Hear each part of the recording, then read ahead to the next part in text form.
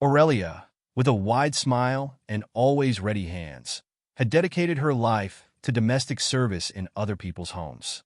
Despite the long hours and accumulated fatigue, her strength didn't come solely from her physicality, but from the love and dignity she had cultivated with care. That unbreakable love grew the day she found an abandoned child wrapped in a blanket in front of the church in her neighborhood. Despite the incredulous looks and the whispers of neighbors pointing out the evident difference between the child's fair skin and her own dark skin, for Aurelia, there was only one truth. This little one would be her son. She named him Matteo, a name that in her life would mean gift of God. From the first moment, he was the light that illuminated every corner of her existence.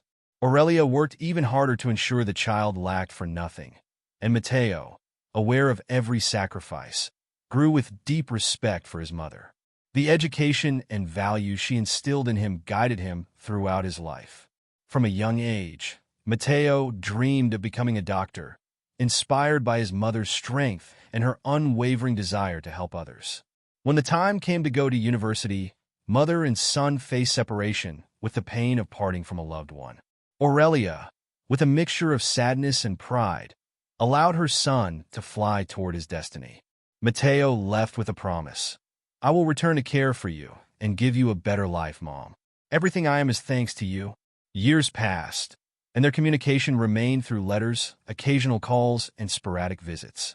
Aurelia, always humble and discreet, never shared with anyone the success of her son. To her, what mattered was knowing that Matteo was happy and that his dream of helping others was being fulfilled. Matteo became a brilliant doctor, admired for his dedication and commitment. His empathy and warmth with patients led him to be appointed director of one of the city's most important hospitals. Although he knew his mother was proud, he also understood that she always preferred to keep a low profile as a way of remembering her roots and living simply. One day, Aurelia's tranquility was abruptly shattered. A sharp pain in her chest woke her in the middle of the night. She felt as though the air was lacking and an unknown anguish overwhelmed her. Without a second thought, she made her way to the nearest hospital. She walked to the emergency entrance with trembling hands and a face marked by pain, hoping someone would show her mercy. But when she arrived, she found only a cold, distant look. The nurse on duty, without bothering to ask questions, told her to sit and wait. "Please sit and wait your turn," she said with an indifference that struck Aurelia like a knife. Aurelia tried to explain that the pain was intense, that she felt she was struggling to breathe, but the nurse merely raised an eyebrow and repeated that she should wait. The woman, accustomed to patience and humility, decided to stay silent. She sat in one of the hard chairs in the waiting room and closed her eyes, trying to find relief in the calm her son always gave her when she thought of him. But the pain didn't subside, and with every passing minute, she felt her hope of being attended to fading away. A few minutes away, Matteo was finishing a meeting with the hospital's executive team.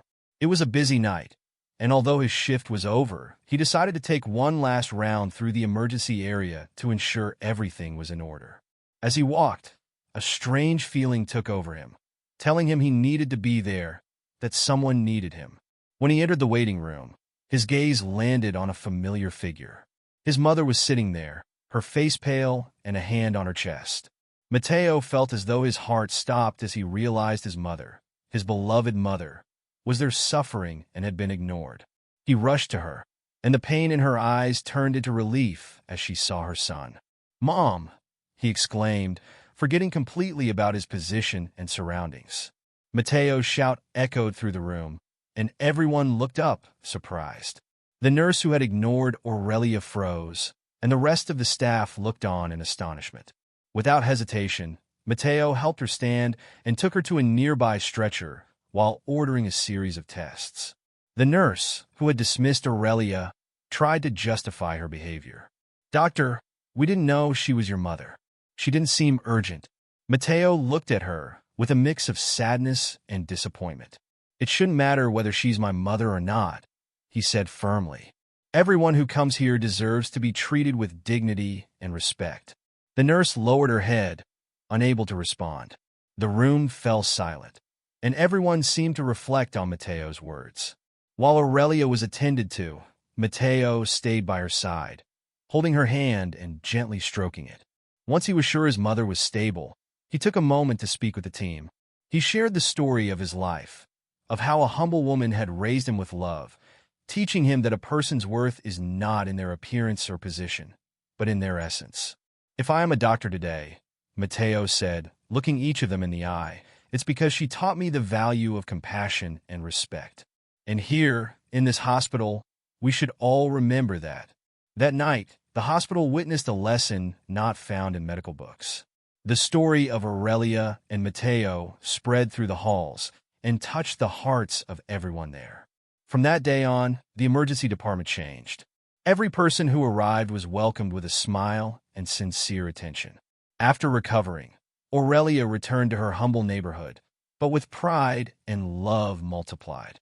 The entire city began to speak of her and her son, the director of the hospital who, thanks to his mother's kindness, had made that place a space where dignity and respect were as essential as medical care.